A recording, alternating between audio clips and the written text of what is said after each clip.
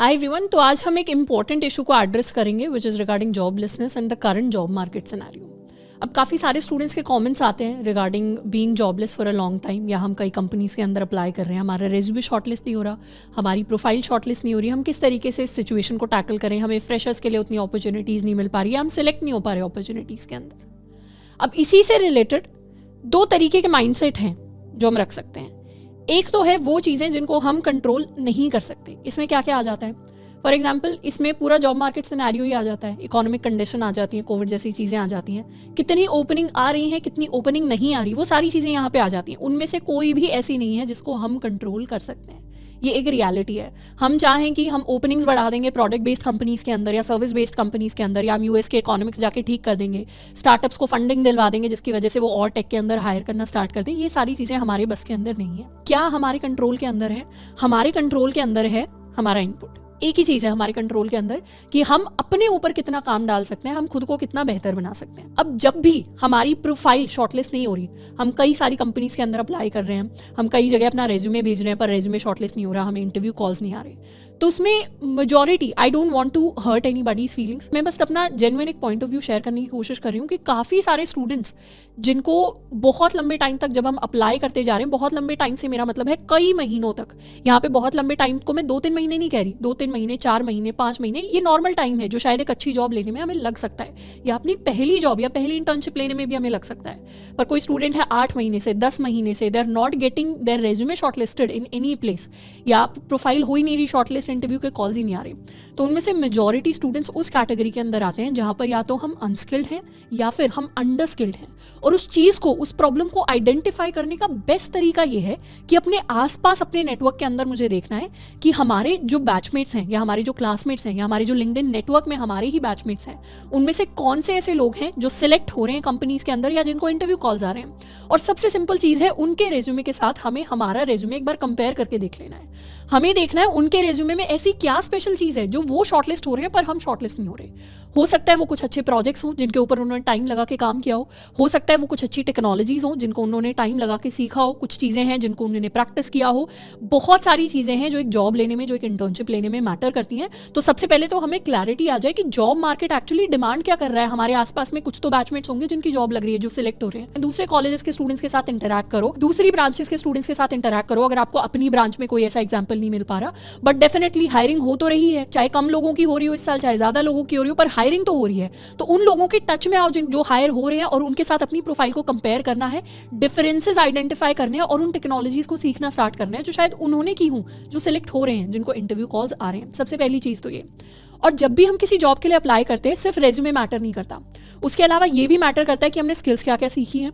उसके अलावा ये भी मैटर करता है कि हम कितना कॉन्फिडेंटली उन स्किल्स को प्रेजेंट कर पा रहे हैं एक इंटरव्यूअर के सामने।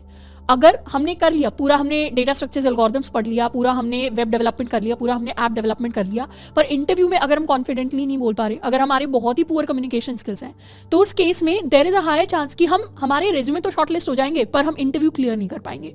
तो सबसे पहले तो अपनी प्रॉब्लम को हमें आइडेंटिफाई करना पड़ेगा। क्या हमारी जो प्रॉब्लम है वो हमारे रेज्यूमे ना शॉर्टलिस्ट होने पे है? रेज्यूमे ना शॉर्टलिस्ट होने वाली प्रॉब्लम जनरली एक स्किल बेस्ड प्रॉब्लम है, कि स्किल के अंदर प्रॉब्लम है। दूसरी प्रॉब्लम यह है कि हमें अपॉर्चुनिटीज नहीं मिल पा रही। अपॉर्चुनिटीज वाली प्रॉब्लम जनरली एक अप्रोच के साथ है कि किस तरीके से हम जो कंपनीज के अंदर अप्लाई करने का प्रोसेस है उसको किस तरीके से टैकल कर रहे हैं। एक तो है कि हम रेफरल्स को यूज ही नहीं कर रहे। हमें रेफरल्स के बारे में पता होना चाहिए जब भी हम ऑफ कैंपस यानी खुद से जाकर अपॉर्चुनिटीज को ढूंढ रहे हैं। कोशिश करो किसी भी स्टार्टअप के अंदर अगर अप्लाई कर रहे हो, किसी बड़ी कंपनी के अंदर, छोटी कंपनी के अंदर, कहीं भी अप्लाई कर रहे हो, ट्राई टू गेट रेफरल्स। जो ऑलरेडी एग्जिस्टिंग एम्प्लॉइज हैं उनसे बातचीत करने की कोशिश करो, उनको डायरेक्टली अपना रेज्यूमे शेयर करो। उसके साथ में क्या हम बल्क में अप्लाई कर रहे हैं, क्योंकि कई बार बल्क में अप्लाई करना भी मैटर करता है ऑफ कैंपस के अंदर।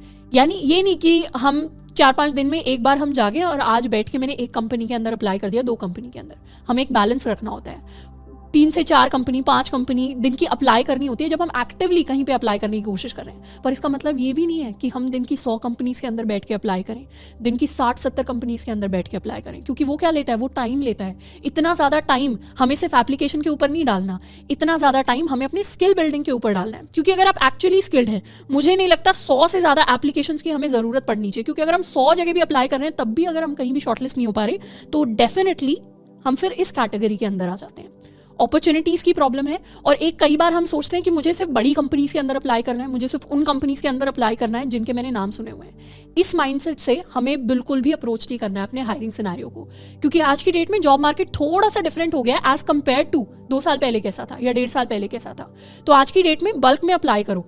अगर आपको कोई स्टार्टअप दिख रहा है, अगर आपको कोई मिड साइज कंपनी भी दिख रही है, कोई स्मॉल स्केल कंपनी भी दिख रही है, और अगर आप एंट्री लेवल जॉब्स ढूंढ रहे हो या अगर आपको 1-2 साल ही हुआ है अप्लाई किए हुए, तो उन जॉब्स के लिए भी अप्लाई करो। हो सकता है वहां पे आपको कोई अच्छी अपॉर्चुनिटी मिल जाए। क्योंकि एक चीज है टेक इंडस्ट्री के अंदर, जब आप अपनी फर्स्ट इंटर्नशिप या फर्स्ट जॉब ढूंढने जाते हो तब बहुत ज्यादा लोग आपका कॉलेज देखेंगे, तब बहुत ज्यादा लोग आपकी ब्रांच देखेंगे। पर एक बार आपने टेक इंडस्ट्री के अंदर एंटर कर लिया ना, एक बार आपकी एंट्री हो गई, उसके बाद आपका वर्क एक्सपीरियंस ज्यादा मैटर करना स्टार्ट हो जाता है। इसीलिए सबसे पहली प्रायोरिटी हमारे लिए ये होनी चाहिए कि हम एक अच्छी जगह एंटर कर जाएं एंड उसके बाद अपने वर्क एक्सपीरियंस के थ्रू हम दूसरों को आउटशाइन करें, उसके बाद वहां पे हम अपना जो बेस्ट सेल्फ है उसको लेकर आ रहे हो। तो ये तो हो गई अप्रोच वाली प्रॉब्लम। अब कई बार हो सकता है हमारा रेज्यूमे भी शॉर्टलिस्ट हो रहा है, हमें इंटरव्यू के लिए भी कॉल्स आ रहे हैं, but for some reason interview के अंदर हम रिजेक्ट हो पा रहे हैं। अपॉर्चुनिटीज मुझे मिल गई पर इंटरव्यू के अंदर हम रिजेक्ट हो रहे हैं। इस सिचुएशन में जनरली तब होते हैं जब हम कॉन्फिडेंस नहीं शो कर पा रहे अपनी स्किल्स के ऊपर, या तो हम इंटरव्यू के अंदर चीजें भूल रहे हैं या हम कॉन्फिडेंटली उन चीजों को नहीं बता पा रहे हैं। अब कॉन्फिडेंस, कम्युनिकेशन स्किल्स, इन सबको आपको प्रैक्टिस करना पड़ेगा। ये बिल्कुल ऐसी चीजें नहीं है जो एक हफ्ते के अंदर इंप्रूव हो जाएंगी, पर आपको आज से थोड़े से एफर्ट डालने पड़ेंगे। कम्युनिकेशन स्किल्स इंप्रूव करनी है तो थोड़ा इंग्लिश के अंदर आपको बात करनी स्टार्ट करनी पड़ेगी, क्योंकि मेजॉरिटी इंटरव्यूज इंग्लिश के अंदर होते हैं। थोड़ा सा आपको कम्युनिकेशन, लोगों से, डिफरेंट लोगों के साथ बात करने की प्रैक्टिस करनी पड़ेगी। आप मॉक इंटरव्यूज कर सकते हैं अपने दोस्तों के साथ, अपने बैचमेट्स के साथ। और अगर आप चीजें भूल रहे हैं तो चीजों को और ज्यादा प्रैक्टिस करो। डीएसए है, डीएसए के क्वेश्चन प्रैक्टिस करो। प्रोजेक्ट्स हैं तो उन्हीं सेम टेक्नोलॉजीज को यूज करके नए नए प्रोजेक्ट्स बनाने की कोशिश करो, ताकि टेक्नोलॉजीज के ऊपर हमारा एक स्ट्रॉन्ग कमांड रहे। एंड जितने भी इंटरव्यूज के अंदर मान लो हम रिजेक्ट भी होते जा रहे हैं, उनसे कुछ सीख के निकालो, ताकि वो अगले वाले इंटरव्यूज के अंदर वो लर्निंग्स हमारे काम आए। इसमें एक चीज, एक माइंडसेट होता है। जनरली क्या ज्यूम कर सकते हैं, हर साल इंजीनियरिंग में करीबन 10 to 15 लाख इंजीनियर्स होते हैं जो ग्रेजुएट होते हैं। उनमें से कई सारे ऐसे इंजीनियर्स होंगे जिनको शायद गवर्नमेंट जॉब्स की तरफ जाना होगा, किसी को हो सकता है नॉन टेक जॉब्स की तरफ जाना हो, किसी को आगे जाके MBA करनी हो, MS करनी हो, बहुत सारी चीज़ें करनी हो सकती हैं।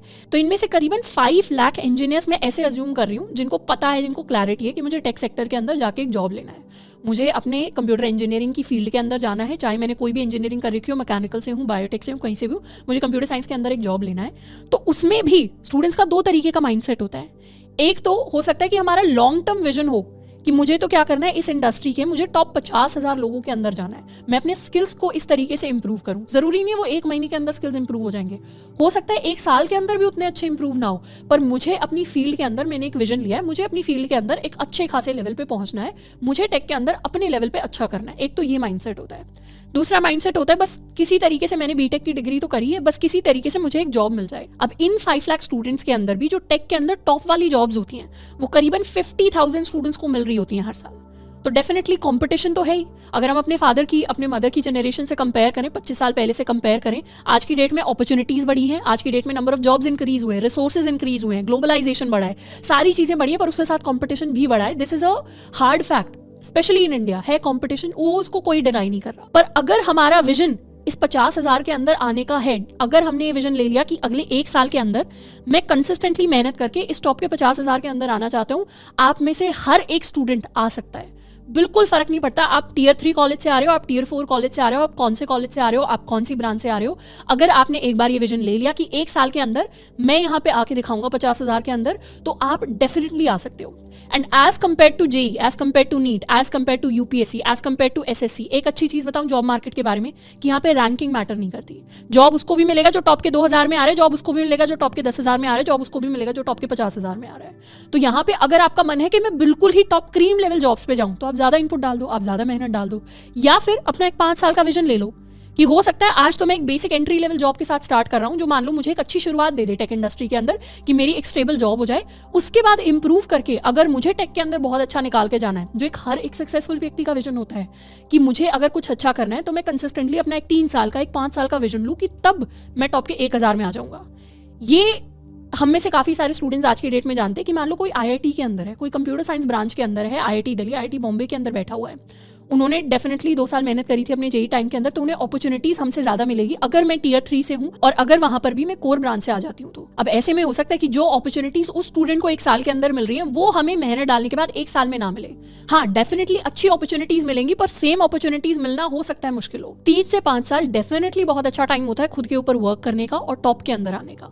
तो उस विजन के साथ अगर हम लग जाते हैं, उस विजन के साथ कंसिस्टेंटली अगर हम लग जाते हैं, कंसिस्टेंटली मेरे कहने का मतलब है कि मुझे पता है मुझे डीएसए के सवाल करने हैं, तो उसमें ये ना हो ना कि 1 महीने मैंने पढ़ाई करी, 15 दिन मैंने पढ़ाई करी, उसके बाद न्यू ईयर आ गया, हमारा 1 हफ्ते का ब्रेक हो गया, उसके बाद होली आ गई, हमारा 2 हफ्ते का ब्रेक हो गया, दिवाली आ गई, इतना ब्रेक हो गया, ईद आ गई, उतना ब्रेक हो गया। उसमें हमें ब्रेक्स को मिनिमाइज करना है। और अगर हम एक्टिवली जॉब ढूंढ रहे हैं, क्योंकि अगर हम 4th ईयर के अंदर हैं, हम 1 साल के अंदर जॉब ढूंढना चाहते हैं, अगर हम 3rd ईयर के अंदर हैं, हमें इमीडिएटली एक अच्छी इंटर्नशिप चाहिए, तो उसके ऊपर वर्क करना हमें आज की डेट में स्टार्ट करना पड़ेगा। ये नहीं कि 5 साल है, 3 साल है तो बहुत टाइम पड़ा है, मैं बाद में कभी करना स्टार्ट करूंगा। वो 5 साल 3 साल तब हैं जब आप आज से स्टार्ट कर रहे हो। जिस दिन आपने स्टार्ट कर दिया उस दिन से है वो टाइम। अब यहाँ पे कई बार as a software developer, as an engineer, as a student हमें फील हो सकता है कि कंपटीशन बढ़ गया है। तो यहाँ पे एक चीज हमें याद रखनी कि कंपटीशन तो हर एक सिंगल फील्ड में बढ़ गया है। आप सेल्स का एग्जांपल ले लो, आप यूआई यूएक्स का एग्जांपल ले लो, आप एडिटिंग का एग्जांपल ले लो, आप गवर्नमेंट जॉब्स का एग्जांपल ले लो। कंपटीशन हर एक सिंगल फील्ड के अंदर एग्जिस्ट करता है। इनफैक्ट गवर्नमेंट जॉब्स में भी जो सक्सेसफुल टॉप वाले लोग आप देखोगे, जो एक्चुअली अपने करियर के अंदर बहुत अच्छा करके जाते हैं, वो ऐसे व्यक्ति नहीं होते जो बस जॉब लेके एक जगह बैठ जाते हैं, स्थिर हो जाते हैं। वो लाइफ लॉन्ग लर्निंग के अंदर बिलीव नहीं करते। वो लाइफ लॉन्ग एक्चुअली नई नई चीजें जाके सीखते हैं, अपने कम्युनिकेशन स्किल्स के ऊपर वर्क करते हैं, नई चीजें सीखते हैं, नेटवर्किंग करते हैं, अच्छे लोगों के साथ बातचीत करते हैं अपने काम के अंदर, और उसको अच्छे से करने की कोशिश करते हैं, तब जाके वो एक अच्छे लेवल पे, सक्सेसफुल लेवल पे पहुंच पाते हैं। आप किसी और फील्ड का एग्जांपल ले लो, टेक का मतलब किसी और फील्ड का ले लो, वहां पे भी सक्सेसफुल लोग आपको जनरली वही दिखेंगे जिन्होंने लाइफ लॉन्ग लर्निंग को अपनाया है, जो अपने स्किल्स के ऊपर काम करना जानते हैं, जिन्हें पता है कि स्किल्स के ऊपर काम करने से ही अच्छी बेटर अपॉर्चुनिटीज आगे जाके मुझे मिल रही होंगी। तो अगर उस माइंडसेट के साथ, उस विजन के साथ अगर हम हायरिंग प्रोसेस को अप्रोच कर रहे हैं, तो मुझे नहीं लगता हम में से कोई भी ऐसा स्टूडेंट होगा जो शायद किसी भी बैकग्राउंड से आ रहा हो, वो पीछे रह सकता है। क्योंकि बहुत रियलिस्टिक है इस टॉप के 50,000 के नंबर में आना। मैं नहीं कह रही आपको टॉप के 1,000 में आना है, टॉप के 5,000 में आना है, वो आपका लॉन्ग टर्म विजन हो सकता है जितनी आप करियर के अंदर ग्रोथ चाहते हैं। पर एक ठीक अच्छे स्टेबल जॉब के लिए it is just enough to be in this top 50,000 वाला नंबर। और ये सिर्फ टेक के लिए ट्रू नहीं है, ये जनरली हर एक सिंगल फील्ड के लिए ट्रू है। और इस तरीके के नंबर सिर्फ टेक के अंदर हमें देखने को नहीं मिलते। आप किसी भी फील्ड का एग्जाम्पल ले लो, जनरली इसी तरीके का पैटर्न हर एक सिंगल फील्ड फॉलो करती है। सो टू समराइज, अपने अगले 1 साल का विजन हमें क्लियर करना है कि अगले 1 साल के अंदर मेरा गोल है कि अपनी डोमेन के अंदर मैं टॉप के 50,000 के अंदर आऊं। और वो गोल अगर हमने एक बार सेट कर लिया तो हमारे सारे के सारे जो एक्शंस है ना, उसी डायरेक्शन के अंदर खुद ही अलाइन हो जाएंगे। वही गोल, वही विजन हमें अपने दिमाग में सेट करना है for our career, which is really important in our 20s। एक बार अपना गोल सेट हो गया, एक बार विजन सेट हो गया, फिर अपनी प्रॉब्लम आइडेंटिफाई करनी है। क्या स्किल्स के अंदर इशू है, क्या प्रोसेस के अंदर इशू है, या फिर मुझे चीजें तो आती हैं, डीएसए डेवलपमेंट, ब्लॉकचेन डेवलपमेंट, जो भी आपको पढ़ना था, कुछ और पढ़ना था, वो आपने अच्छे से कर रखा है, पर इंटरव्यूज के अंदर वो चीज याद नहीं रह रही, प्रैक्टिस की कमी है, कम्युनिकेशन स्किल्स के अंदर प्रॉब्लम है, अंडर कॉन्फिडेंट फील होता है। अपनी प्रॉब्लम आइडेंटिफाई करके उसके ऊपर वर्क करना स्टार्ट करना है, क्योंकि वही चीज है जिसको हम कंट्रोल कर सकते हैं। एंड फाइनली फिर अपॉर्चुनिटीज के अंदर अप्लाई करना स्टार्ट करो। और ये जो सारी की सारी चीजें हैं, जल्दबाजी में नहीं होंगी। हो सकता है हमने पहले काफी सारी मेहनत डाल दी हो, तो हम 3-4 महीने के अंदर एक अच्छे लेवल पे आ जाएं। हो सकता है हम आज से स्टार्ट करें तो हमें 1 साल लग जाए, हो सकता है किसी को 6 महीने लग रहे हो। तो दूसरों की जर्नी से कंपेयर नहीं करना खुद को, बस एक बार बेसिक आइडिया ले लो कि कौन कौन सी चीजें जो मुझे इंप्रूव करनी है, और फिर अपने ऊपर वर्क करना स्टार्ट कर देना है। फिर जो एक बार कंपैरिजन होना चाहिए वो खुद के साथ ही होना चाहिए। तो ये हमें छोटा सा माइंडसेट शिफ्ट लेके आना है टुवर्ड्स आवर हायरिंग जर्नी। तो आज के सेशन के अंदर मेरा कोई इंटेंशन नहीं था कि मैं किसी की भी फीलिंग्स हर्ट करूं, बट अगर मैंने गलत बोल दिया तो उसके लिए I sincerely apologize. But I really hope कि जितनी भी चीज़ों को हमने डिस्कस किया है वो आपको आपकी जॉब फाइंडिंग जर्नी के अंदर हेल्प कर रही होंगी। आप करियर के अंदर अगर कुछ भी एक चीज़ पॉजिटिव निकाल के ले जाते हो जो आपको हेल्प कर देती है, मुझे बहुत खुशी होगी पर्सनली। तो आज के लिए इतना ही, मिलते हैं आप सभी से नेक्स्ट सेशन के अंदर। Till then keep learning and keep exploring.